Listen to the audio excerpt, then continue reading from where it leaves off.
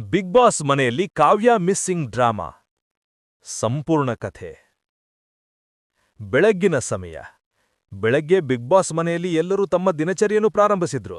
ಕೆಲವರು ಬ್ರೇಕ್ಫಾಸ್ಟ್ ತಯಾರಿಸ್ತಿದ್ರು, ಕೆಲವರು ಕ್ಲೀನ್ ಮಾಡ್ತಿದ್ರು, ಕೆಲವರು ಗಾರ್ಡನ್ನಲ್ಲಿ ಗಾಸಿಪ್ ಮಾಡ್ತಿದ್ರು. ಆ ಸಮಯಕ್ಕೆ ಕಾವ್ಯ ಕೂಡ ಮನೆಯಲ್ಲಿದ್ರು. ಆಕೆ ಮಾತನಾಡ್ತಿದ್ರು, ಸ್ವಲ್ಪ ಸೈಲೆಂಟ್ ಆಗಿದ್ರು. ಸ್ವಲ್ಪ ಸಮಯದ ನಂತರ ಕಾವ್ಯ ಎಲ್ರಿಗೂ ಕಣ್ಣೆ ಕಾಣಿಸಿಲ್ಲ. ಮೊದಲು ಯಾರೂ ಅದನ್ನ ಗಮನಿಸ್ತಿಲ್ಲ. ಅವಳು ಕನ್ಫೆಷನ್ ರೂಮ್ನಲ್ಲಿರ್ಬೋದು ಅಂತ ಅನ್ಸ್ಕೊಂಡ್ರು. ಮಧ್ಯಾಹ್ನದ ವೇಳೆಗೆ ಅದಾದ್ಮೇಲೆ ಸುಮಾರು ಅರ್ಧ ಗಂಟೆ ಕಳೆದ್ರೂ ಕಾವ್ಯ ಎಲ್ಲೂ ಕಾಣಿಸ್ಲಿಲ್ಲ. ಗಿಲ್ಲಿ ಮೊದಲು ಗಮನಿಸಿದ್ರು. ಅಯ್ಯೋ, ಕಾವ್ಯ ಕಾಣ್ತಿಲ್ಲ ಅಲ್ವಾ, ಯಾರಾದ್ರು ನೋಡ್ರ ಅವಳನ್ನ?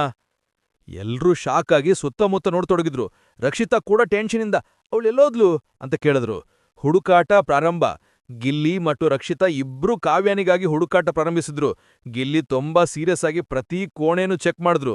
Bedroom, kitchen, store room, smoking zone, garden ಪ್ರದೇಶ, ಕನ್ಫೆಷನ್ ರೂಮ್ ಹತ್ತಿರದ ಮೂಲಗಳು. ಗಿಲ್ಲಿ ಕಾವ್ಯ ನೀ ಎಲ್ಲಿದ್ಯಾ ಅಂತ ಕೂಗುತ್ತಾ ಓಡಾಡ್ತಿದ್ದ. ಅವರ ಕಾಳಜಿ ಸ್ಪಷ್ಟವಾಗಿತ್ತು. ರಕ್ಷಿತಾ ಮೀನ್ವೈಲ್ ಎಲ್ರಿಗೂ ಹೇಳ್ತಿದ್ಲು, ಗಿಲ್ಲಿ, ನನ್ಗನ್ಸುತ್ತೆ ಬಿಗ್ ಬಾಸ್ ಯಾರಾದ್ರೂ ಸೀಕ್ರೆಟ್ ಟಾಸ್ಕ್ ಕೊಟ್ಟಿರ್ಬೋದು ಕಾವ್ಯಗೆ, ಅದ್ರಿಂದನೇ ಅವಳು ಹೈಡ್ ಆಗಿರ್ಬೋದು ಅಂತ. ಆದ್ರೆ ಗಿಲ್ಲಿಗೆ ಅದು ನಂಬಲಾಗ್ಲಿಲ್ಲ. ಅವ್ರು ಉತ್ತರಿಸಿದ್ರು, ಇದು ಟಾಸ್ಕ್ ಅಲ್ಲ ಅನ್ಸುತ್ತೆ, ಅವಳು ನಿಜವಾಗ್ಲೂ ಎಲ್ಲ ಹೋದ್ರು ಅನ್ಸುತ್ತೆ.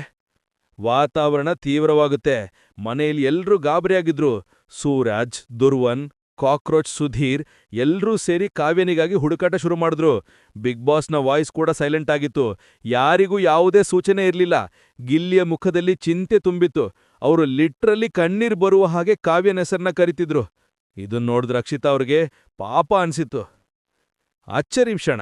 ಸ್ವಲ್ಪ ಸಮಯದ ನಂತರ ಎಲ್ರೂ ಶಾಕ್ ಆಗುವಂತ ಘಟನೆ ನಡೆಯಿತು. ವಾಶ್ರೂಮ್ ಹತ್ತಿರದ ಬಾಗಿಲಿನಿಂದ ಕಾವ್ಯ ಹೊರ ಬಂದ್ರು. ಎಲ್ರೂ ನಗ್ತಾ ಎಲ್ರ ಮುಂದೆ ಬಂದ್ರು. ಎಲ್ರೂ, ಏನಿದು ಕಾವ್ಯ, ನೀ ಎಲ್ಲಿಂದೆ ಅಂತ ಕೂಗಿದ್ರು. ಗಿಲ್ಲಿ ನೇರವಾಗಿ ಕೇಳಿದ್ರು, ನೀನ್ ಯಾಕೀಗ್ ಮಾಡ್ದೆ? ನಾವು ನಿಜವಾಗ್ಲೂ ನಿನ್ ಬಗ್ಗೆ ಟೆನ್ಷನ್ ಆಗಿದ್ವಿ. ಅದಕ್ಕೆ ಕಾವ್ಯ ನಕ್ಕು ಉತ್ತರಿಸಿದ್ರು, ನಾನ್ ಜಸ್ಟ್ ಪ್ರ್ಯಾಂಕ್ ಮಾಡಿದ್ದೆ, ನೋಡೋಣ ಎಷ್ಟು ಜನ ನನಗಾಗಿ ಕಾಳಜಿ ತೋರಿಸ್ತಾರೆ ಅಂತ. ಮನೆಯಲ್ಲಿ ಪ್ರತಿಕ್ರಿಯೆ. ಮೊದಲು ಎಲ್ರೂ ಕೋಪಗೊಂಡ್ರು, ವಿಶೇಷವಾಗಿ ಗಿಲ್ಲಿ. ಅವರು ಕೋಪದಿಂದ ಹೀಗ್ಯಾಕ್ ಮಾಡ್ಬೇಕು, ಎಲ್ರನ್ನೂ ಭಯಪಡಿಸಿದ್ದೆ ಅಂತ ಹೇಳಿದ್ರು. ಆದ್ರೆ ಕಾವ್ಯ ನಂತರ ಎಲ್ರ ಮುಂದೆ ಕ್ಷಮೆ ಕೇಳಿದ್ರು, ಸಾರಿ ಗೈಸ್, ಫನ್ ಸೇಕ್ ಮಾಡಿದ್ದೆ ಅಂತ. ಆ ನಂತರ ಮನೆ ಮಾತು ನಗುವಿನಲ್ಲೇ ಮುಗೀತು.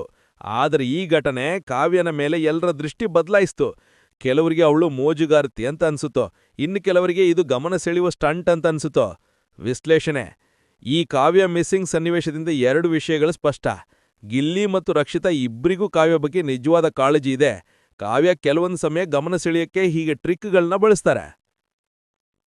ನಿಮ್ಮ ಅಭಿಪ್ರಾಯವನ್ನು ಕೆಳಗಿನ ಕಾಮೆಂಟ್ನಲ್ಲಿ ಹೇಳಿ. ನಮ್ಮ ಚಾನೆಲ್ಗೆ ಲೈಕ್, ಸಬ್ಸ್ಕ್ರೈಬ್ ಮತ್ತು ಶೇರ್ ಮಾಡೋದಕ್ಕೆ ಮರೆಯಬೇಡಿ. ಪ್ರತಿಯೊಂದು ಸಬ್ಸ್ಕ್ರೈಬ್ ನಮಗೆ ಇನ್ನಷ್ಟು ವಿಡಿಯೋಸ್ ತಯಾರಿಸಲು ಪ್ರೇರಣೆ ನೀಡುತ್ತದೆ. ನಿಮ್ಮ ಸಪೋರ್ಟ್ ನಮಗೆ ತುಂಬ ಮುಖ್ಯ. ಹಾಗಾಗಿ ನಿಮ್ಮ ಸ್ನೇಹಿತರಿಗೂ ಶೇರ್ ಮಾಡಿ ಮತ್ತು ಹೊಸ ವಿಡಿಯೋಗಳನ್ನು ತಪ್ಪದೇ ನೋಡಿ.